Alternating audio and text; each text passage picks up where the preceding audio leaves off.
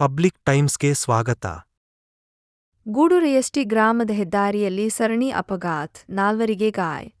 ಬಾಗಲಕೋಟೆ ಜಿಲ್ಲೆಯ ಇಳಕಲ್ದ ರಾಷ್ಟ್ರೀಯ ಹೆದ್ದಾರಿ 50 ಸೋಲಾಪುರ ಮಂಗಳೂರು ರಸ್ತೆಯಲ್ಲಿ ಗೂಡೂರು ಎಸ್ಟಿ ಗ್ರಾಮದ ಬಳಿ ಬುಧವಾರ ಮಧ್ಯಾಹ್ನ ನಡೆದ ಸರಣಿ ಅಪಘಾತದಲ್ಲಿ 4 ಗಾಯಗಳಾಗಿವೆ.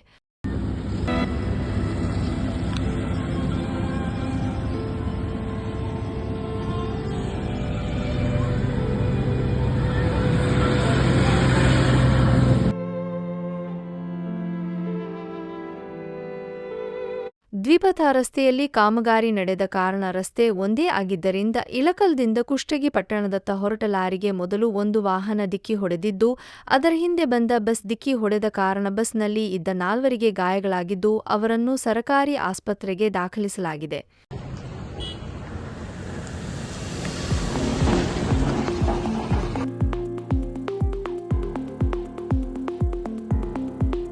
ಅಪಘಾತ ನಡೆದ ಕಾರಣ ರಾಷ್ಟ್ರೀಯ ಹೆದ್ದಾರಿಯಲ್ಲಿ ಟ್ರಾಫಿಕ್ ಜಾಮ್ ಆಗಿ ವಾಹನ ಸಂಚಾರದಲ್ಲಿ ಅಡೆತಡೆ ಉಂಟಾಯಿತು.